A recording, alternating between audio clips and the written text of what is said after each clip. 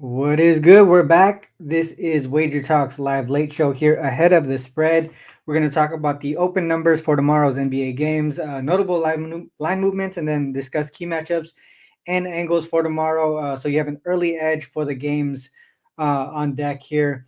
We had a little bit of a layup. I was on vacation down in Skee's neck of the woods down in LA, Inglewood. But obviously we have a whole bunch of games tomorrow. We don't want to get too caught up on that. But how was your weekend, Ski? And I'll talk about mine in just a bit. Yeah, it was betting wise, it was not very good. Friday turned out to be a disaster. I think I lost.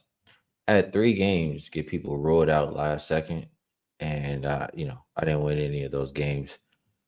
Saturday, I think I went like 1-2, and then today I went 1-1. My bigger play did win, so need to do better than I did this weekend.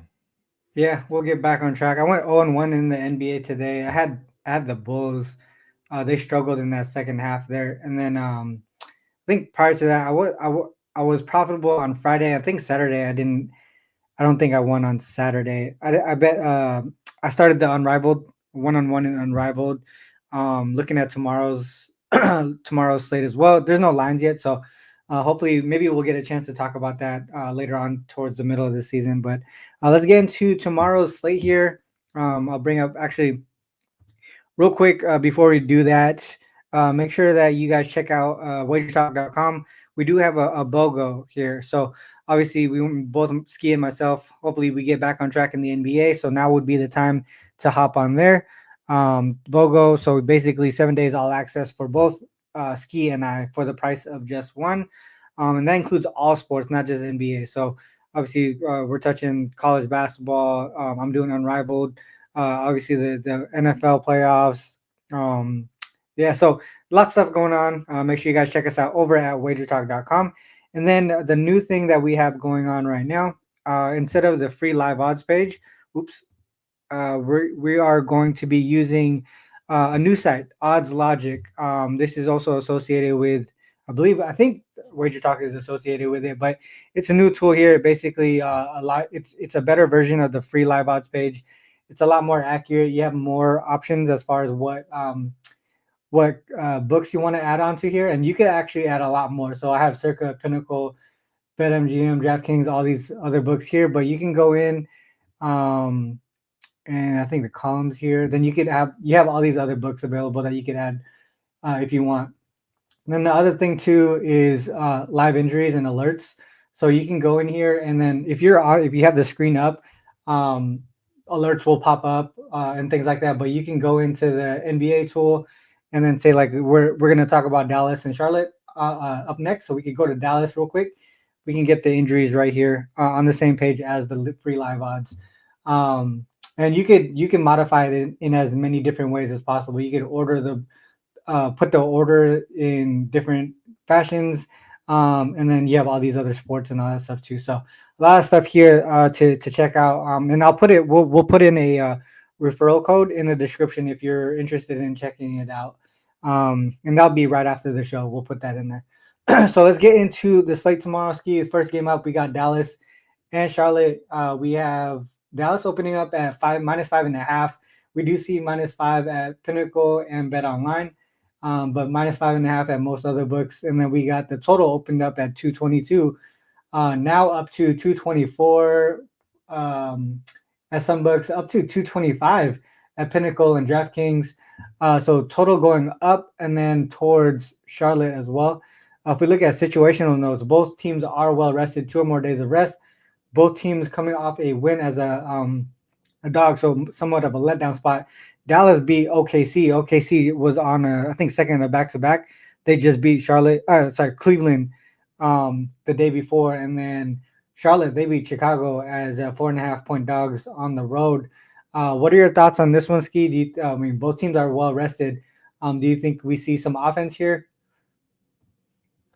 Yeah, they do have the rest going for them. Mhm. Hornets, they are healthy right now. Whenever you have LaMelo in there, they tend to play a little bit more up tempo. In the last Mhm. 5 games, I had them eighth in pace. Mavericks offense though, their numbers say they've been struggling. I know a lot of these games lately they play without Kyrie. Mm-hmm. So having him in there could help in that regard. But both defenses have been solid lately. So I Mm-hmm. I get the pace for the Hornets. I get that both teams are rested. It's just I don't know how much I really trust both offenses. So I don't think I agree to push it up so fast. Yeah, I'm with you there. Right before the show, I did look at some things that you just mentioned, right? Lamelo Ball on and Lamelo on the Charlotte side and their pace of play. I did see Brandon Miller is out for tomorrow, right? I mean, indefinitely. If you look at the Dallas side injury wise, they do have a few guys there, but obviously Kyrie's not on here. I mean, meaning he should be able to play tomorrow. So what I did was I looked at Charlotte with Lamelo playing and Brendan Miller out, and they're 1-4 ATS. Um, for the most part, struggling to score offensively. There, they did have 3 days of rest in this one. That's why probably reason why they got their offense flowing there. But if you go and look into the Mavs side, um, Luca, no minutes. Kyrie playing 8-3 ATS, 8-3 straight up. For the most part, you can see their defense steps up right here. In the last 8 games, I think 7 of them, their opponents went under their team total. So I think one way that I would look at it, or a couple ways I would look at it, I would look towards the Mav side, ATS wise, and then I would also look maybe I would lean towards Charlotte struggling to score too, maybe a team total under on their side, or just an under in general. Just like you said, without Luca, Kyrie kind of getting back into the fold, maybe their offense is still struggling. Anything to add there? Nope. All right, let's move on to the next one. We have uh, Detroit and Houston. Houston open up at -8.5 at home. Total open up at 225. We do see some movement here down to -7.5 at BetMGM and Bet Online. You can still get some eights, but all the 8.5s are pretty much gone. Detroit, the total down to 222 at circa 222 and a halves and 223 still available. Um, if we look at some of the injuries, we'll go Detroit first. Detroit, just Jaden Ivey still out indefinitely. If we look at Houston side, uh, Thompson questionable, Jabari Smith Jr. still out, and then we look at situational notes. In-season revenge for the Pistons, 4th game in 6 nights for the Rockets. Not a back-to-back or anything like that. They do have Cleveland on deck, which is a much more important game. What are your thoughts here? Any potential look ahead as they're kind of big favorites here at home? Um. Well, the Rockets. What is this? You said their fourth game in 6 nights. Yeah. Um, yeah, have been playing a lot lately, but they've been playing solid basketball. I mean, Mhm. they've won 6 of their last 7 games. Pistons, I feel like have been a little bit inconsistent lately. And Cade, he's kind of not been playing up to par, I guess, the past couple games. So, Mhm. um, kind of will. I usually go to the Cade prop, but I think I'm going to pass on that for this game. I would Mhm. trust the Rockets at the house where they've been pretty strong all year. So, Rockets first half. I know that's been a thing at home. Maybe look towards that, or just Rockets to cover the full game. Yeah. One thing that I could see on the Rocket side, look at their last 4 or 5 games here. Their offense is kind of flowing right now, but also they played against teams that have been struggling defensively, like Portland, and Denver. They lost a sack, but they still did score 127. So their offense is kind of in a groove here. Then you got 3 out of the last 4 for Detroit. They scored 120 or more too. Um, maybe a look towards the over. This does seem like a low number, but both offenses seems like they kind of got a groove going right now. So I would probably lean towards the over and probably stay away from the side just because I feel like there could be a potential look ahead to Cleveland in a couple of days for Houston. Fair. All right, so let's go to the Wolves and the Grizzlies. We have -3 at open for the Grizzlies. So you can see 3.5 at circa and Bet MGM, a couple books, but then you also see -4 already at Pinnacle. So it's kind of moving towards the direction of the Grizz. Total 233.5 at open, and we're seeing up to 235 at some books, at the sharper books here, Circa and Pinnacle, you got 234.5 still available at BetMGM and DraftKings. Injury wise, we'll go to the Wolves. Gobert questionable. Dante is ruled out. Now, if we go to Memphis, so Morant is questionable. Zach Edey still is available to play here. Situationally, in-season revenge for the Wolves here. Third game in 4 nights. Fourth and sixth. So so fatigue on their side. Grizzlies, they are the more rested team here, and then but they are also in a letdown spot here. They did beat Sac, but they were kind of just slight road dogs here, just +2. They kind of smashed them. Their offense is kind of grooving too. What are your thoughts here? Do you think? I mean, I think Minnesota. I feel like their defense has been struggling in recent weeks. What are your thoughts? Yeah, the last 5 games, they're the 23rd defensive rated team, and Grizzlies kind of middle of the pack on defensive rating in the same time span. Both number 1 and number 2 offensive rated teams, though. The pace for the Timberwolves is bottom 5. Pace for the Grizzlies is number 2. So it's just who's going to control it, and I would think it's the team that is at the house and is playing good basketball. One thing I worry about is, it could be potential flat spot for the Grizzlies that first game back home after the long road trip. Good point. I'm nervous about that, but these teams, I'll say they are combined 8-1-1 to the over their last 5 games.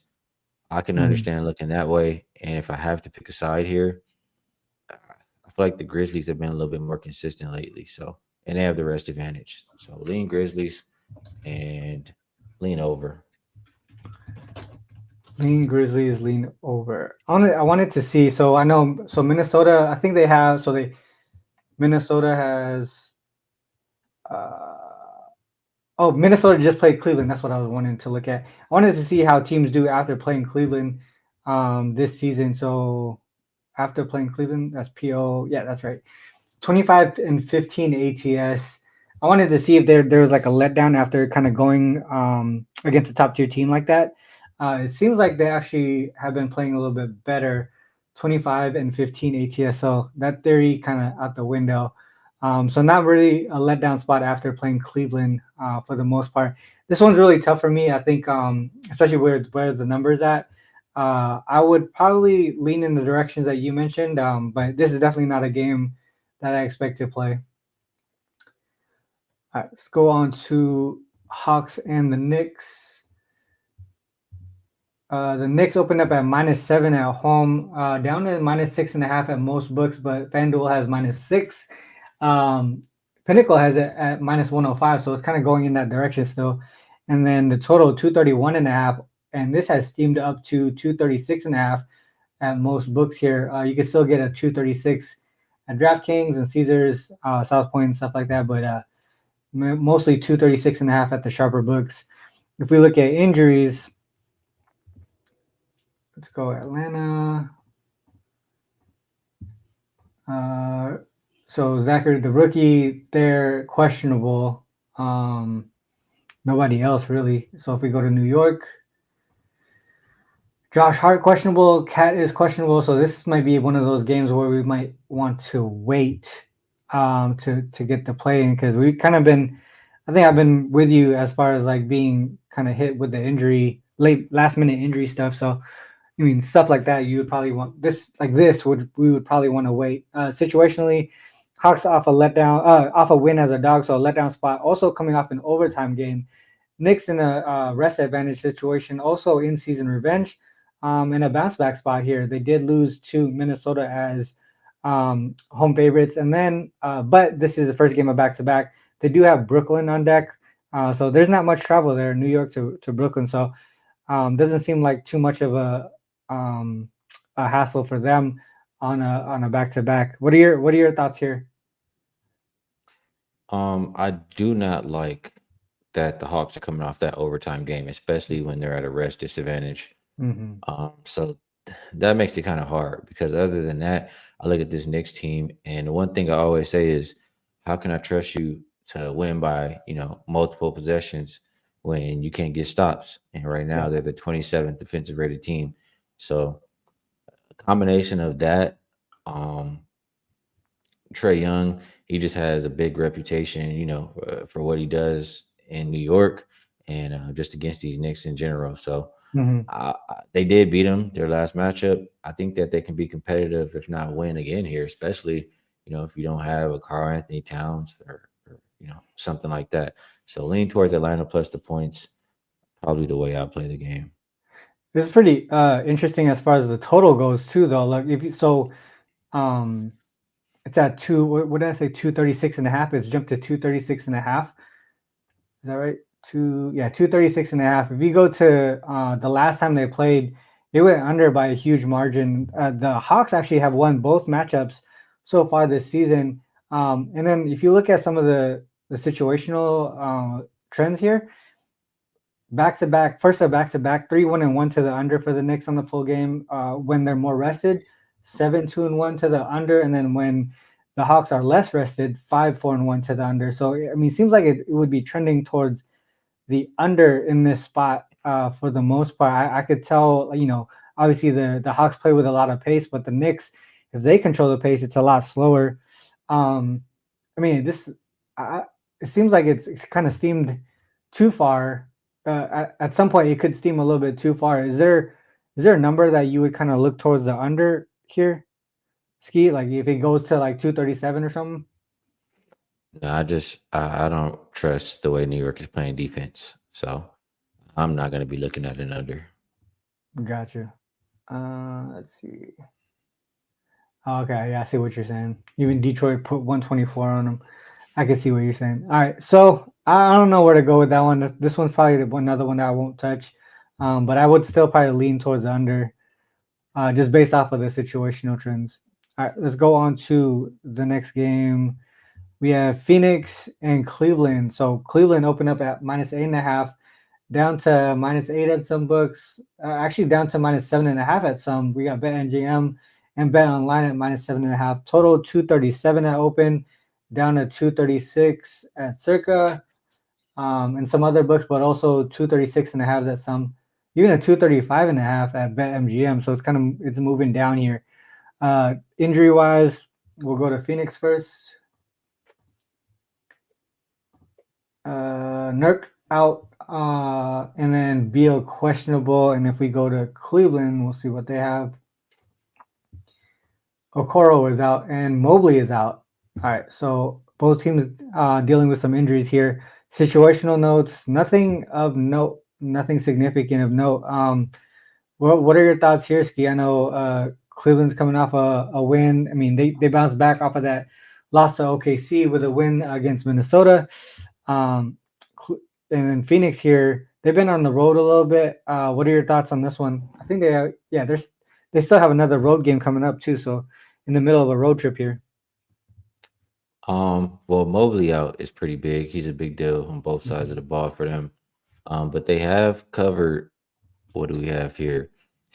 5-2 ATS without him. Also 6-1 to the over without Mobley. Thought that's pretty interesting. Mm-hmm. Um, I don't really. The Cavs, they have shown that they can do it all, but right now I don't feel Mm-hmm. like they're playing their best defense. And when I look at numbers, they are the 24th defensive rated team last 5 games, giving up 121.12. I just have a hard time laying with teams like that. You look at this Suns team recently coming off back-to-back wins. What they've won 4 of their last 5, 5 of their last 6. They're playing good basketball. So a team playing good basketball versus a team not really playing defense, missing one of their most important players. Mm-hmm. Um, it's got to be Sun or nothing for me. Suns or nothing for me. What do you think about the over? You mentioned that trend with, so I looked at both of these injuries that we have going on here. So I took Cavs with Evan Mobley out, right? 6-1 to the over. I think you mentioned that. Their offense doing pretty well there with their team total, 6-1 to the over in the team total. Seems like their pace kind of picks up a little bit, but also if you look at the Suns without Nurk, 10-5 to the over, and they've gone over Mm. in what, 4, 5, 6, 7, 8, 9 out of the last 11 games without Nurkic have gone over, and for the most part, their opponents going over their team total too.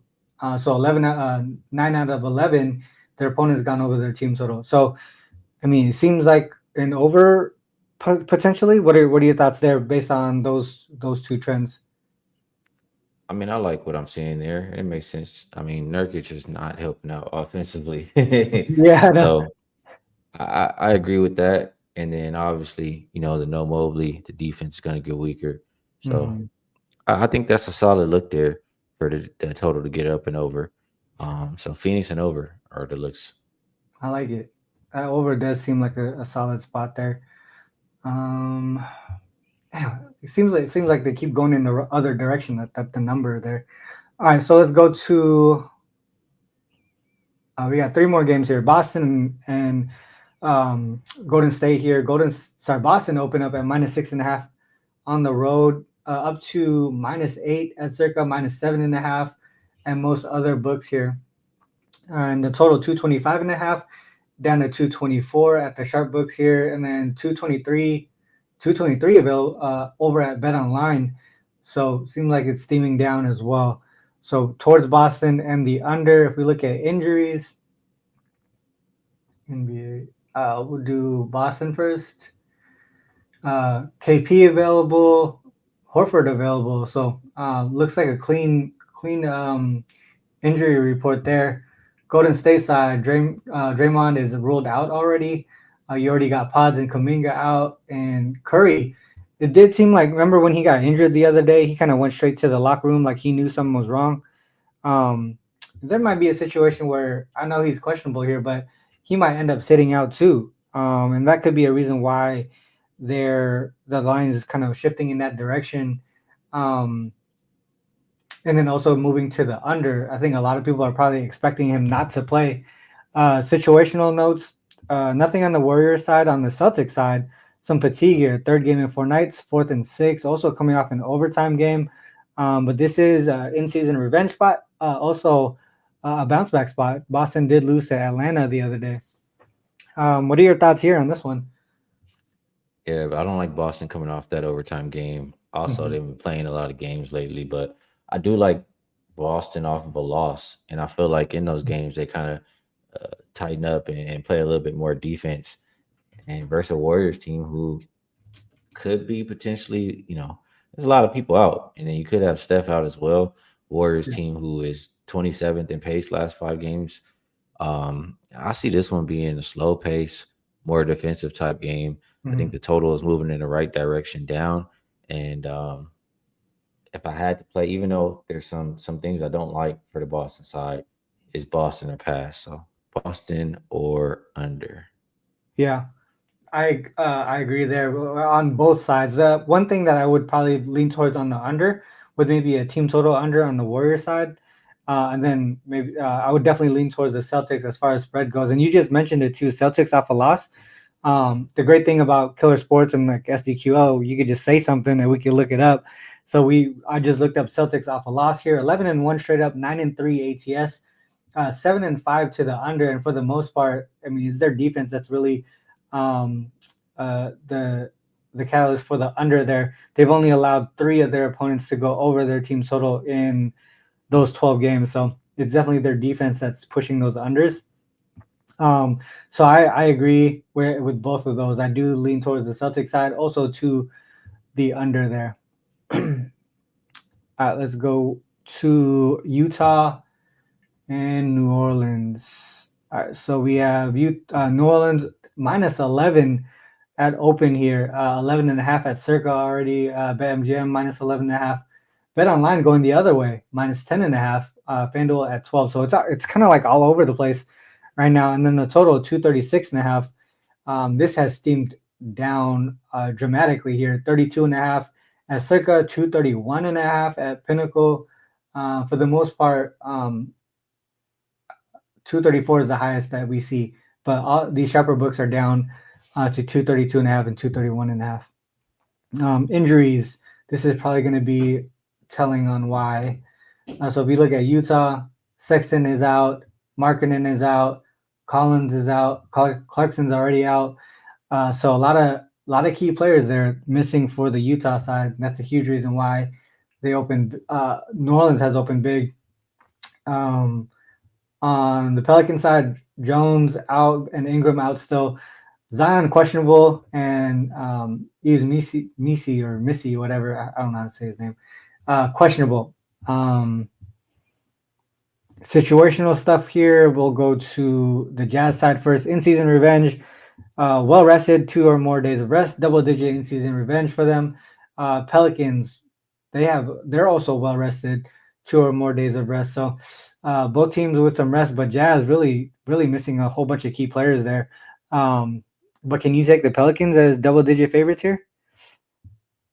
Well, these teams did just play, and Pelicans won by 13. A lot of those people for the Jazz, the starters, the people we trust, they look like they're going to be out. And Pelicans have covered 5 games in a row. So I don't want to, look any other way than New Orleans in this game, but it's still not one of the games I love. Is this the first time Pelicans have been double-digit favorites? I would think so, right? Or were they double-digit the other day? Oh, they were 11 and a half. Okay. I'm not going to touch this one, but good. I'm not going to. I guess Pelicans deserve to be double-digit favorites here then. So 11 and a half. Playing all right lately. Yeah, they've been playing pretty good. But, man, did Zion play the other day? I can't recall. Let me. I think I was definitely in Cali already by 17, so I was probably one of the games I didn't really pay attention to. Yeah, probably not going to touch that one. 17th, right? Yeah, 17th. Yeah, he did play. Oh, okay. Maybe when you want to wait, then probably want to see if he plays. Because if he's not in, that numbers are going to come back down. Yeah, it says he's dealing with an illness, so we'll see. All right. And the last game on the board, Chicago and the Clippers. Clippers minus 6.5 at open, down to minus 5.5. You actually see some 5s on the board here at Bet Online and Caesars. Total opened up at 233.5, down to 228.5, 227.5 at Circa, 228 at Pinnacle. So looks like it's steaming down pretty quickly here. If we look at injuries, we'll go to the Clippers first. Kawhi ruled out Sunday. I wonder if that means he's going to play tomorrow. And then we go to the Bulls. Lonzo, questionable. So he didn't play today. I know that. So questionable for tomorrow. Situational stuff. We got nothing here to show. I think Bulls on the back-to-back. Clippers actually on the back-to-back too. So, yeah. I mean, what are your thoughts here? They play back-to-back again. So this schedule looks off. Lakers. So they played today. There's no way they play again tomorrow. I think this is off. This is a duplicate. That's interesting. So I'll put that in the notes here. But yeah, back to back here for both teams. What are your thoughts on this one? Well, my first thought is the Bulls off of a loss, Clippers off of a win. Might be a little bit of a exhale or not as focused spot for the Clippers. Maybe a little bit more focused for the Bulls coming off that loss. Also, next thought is the Bulls without Lonzo have been an under team. Without Lonzo have been an over team. With Lonzo have been an under team. I know they're playing at the fastest pace the last 5 games. And you look at the Clippers, they're not playing with pace. They are the number 1 defense. So I would be, curious, see if Lonzo Ball does go out there. Maybe, the totals moved down already, 3 points, and some shots even more. So I think I'm in agreement with the direction the total is moving for this game. Gotcha. Yeah, you know what's funny? Like I was earlier, I was trying to figure out. So I did have the Bulls -5 overnight, and then it went up to -7, and I was feeling pretty good. And then Lonzo got ruled out, and it jumped down to like -4, 4.5. And I was like, why is that such a big jump? But I looked at his game log and how he impacts the team. dude, he's only gone under his like plus minus. Like he's only been a minus like I think 3 out of the whole season for him.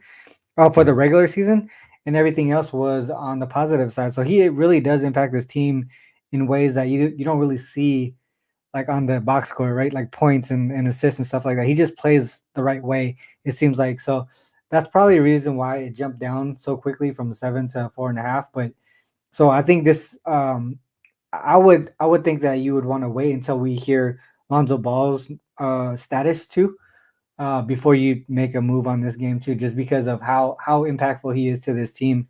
Um, but yeah, I think the Clippers have been playing pretty decent ball overall recently because I mean looking at some of these scores and how they've been dominating, it's been pretty crazy. 126 to 67, 118 to 89, thinking that you would get a letdown spot, and then they show up again. Um, Seems like the Clippers are trending in the right direction. Um, don't know where to go with that one, but yeah, I don't want to go against the Clippers anytime soon here. So that's the full slate. We went through all 8 games here. So I'll pull this down. With that said, Ski, what are your thoughts as far as like your top looks for tomorrow? Um, have to take a very close look at Atlanta plus 6.5. Just really fading the two teams that I don't trust defensively. Mm, So Atlanta plus 6.5, Phoenix plus 8, and we did talk about that Phoenix and Cleveland over 236. Those are really high on my short list right now. got you. All right. So the ones that I was looking at, also Atlanta plus 6.5. Actually, kind of leaning towards the under, seeing if it gets to 237. I'll probably take the under or look towards the under in that one. The Phoenix or the Suns Cavs to the over as well. Boston, I think I like Boston there. I don't think it's gonna be tough to see Curry playing tomorrow. So I'll kind of look towards Boston there. I think that would be it too for me. Uh, yeah, I think that would be it for my leans there. And then obviously you can find both of our work to our official plays over at Wager Talk tomorrow. Unrivaled is the women's basketball 3-on-3. I don't know if you guys are into that stuff, but I know myself and Skee were into the WNBA. We do well in the WNBA. This is the prequel to the WNBA season. I've already started betting Unrivaled. If you guys haven't seen it or watched it, it's dude, it's fun to watch. It's 3-on-3, full court. The court is smaller, but the pace of the play and how they play is a lot different than what you see like in the Olympic 3-on-3 or even just full court 5-on-5. It's a new. It's something that you've got to kind of just watch to see how it impacts uh, the game. Some players kind of just look super dominant based on how they play and their size compared to others, and then people like Brittany Griner, who's dominant in 5-on-5 play, doesn't seem like she would do well in this type of environment. So you got to look into that, especially early on in the season. I think you could take advantage of some lines there. But yeah, check out Unrivaled game. I think third game. Yeah, third slate for Unrivaled tomorrow. Um, with that said, man, that's the end of the show, guys. Like I said, make sure you guys go to Wager Talk, catch both of our stuff. Any last comments before we cut out, Ski? Nah, man. Just shout out to everybody in the chat. We appreciate you guys tuning in. There's a lot of you guys here for the live show. We have Mark A, Giovanni, Disbanded Brotherhood, um, Adam Hurley. We have a couple of guys who are making Mike James, Eddie Cash, AOD. We appreciate all of you guys staying up late and tuning in for the live show. I mean, this Oh, should I can't wait to we talk should about it, man. we should leave Tomorrow. on a good note here with Oh that man. one. Just tune I know in tomorrow, man. Ski's happy about that one. Definitely tune into Ski's show tomorrow. He's gonna have a lot to say. I, Absolutely. with that said, make sure you guys hit that like and subscribe button here if you like what you hear and see, so you don't miss another show over here on the Wager Talk channel. And also make sure you guys drop your top plays and leans in the comments after the show as well. We'll try to come back and comment with our thoughts and any responses to that as well. And with that said, whether you fade or follow, it is on you to make that call. Good luck with our reaction. Till next time. Peace.